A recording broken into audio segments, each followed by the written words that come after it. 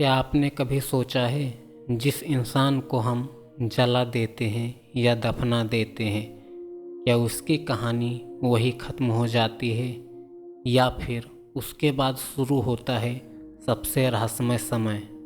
आज सोल रहस्य में हम जानेंगे वो सच्चाई जिसे सुनकर आप अपने जीवन और कर्मों को नए नज़रिए से देखने लगेंगे। गरुड़ पुराण के अनुसार मृत्यु के तुरंत बाद आत्मा को यह एहसास ही नहीं होता कि उसका शरीर छूट चुका है। वह अपने ही शरीर के आसपास रहती है, अपने घर, अपने परिजनों, अपनी चीज़ों को देखती है। लेकिन सबसे दर्दनाक बात यह है कि वह चाह कर भी किसी से बात नहीं कर पाती। यही कारण है कि अंतिम संस्कार के समय शांत वातावरण रखने की परंपरा है, क्योंकि आत्मा उस समय अत्यंत संवेदनशील होती है। पहले 3 दिन आत्मा के लिए सबसे कठिन होते हैं।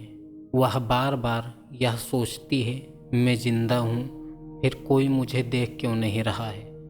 वह अपने शरीर में वापस जाने की कोशिश करती है, लेकिन असफल रहती है। इसी कारण तीसरे दिन पिंडदान और प्रार्थना बहुत महत्वपूर्ण मानी जाती है।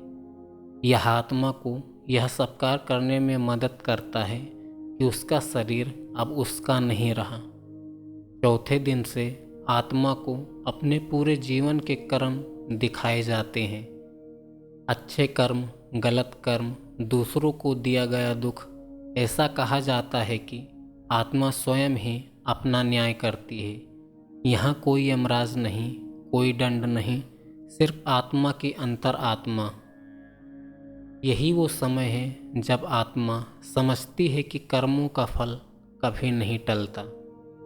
10वें दिन वो आत्मा आगे की यात्रा का संकेत मिलने लगता है। कुछ आत्माएं शांत होती हैं, हल्की महसूस करती हैं, और कुछ आत्माएं भय, पछतावे और बोझ से दबी हुई होती हैं।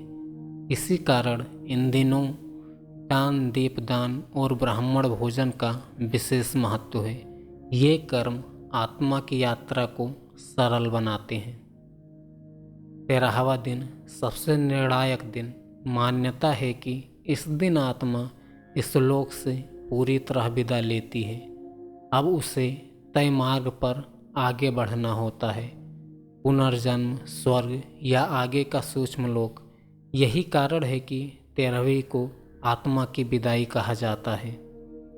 गरुड़ पुराण हमें डराने नहीं, जगाने आए हैं। यह सिखाता है कि जीवन अस्थाई है, कर्म अस्थाई है और मृत्यु सिर्फ एक द्वार है।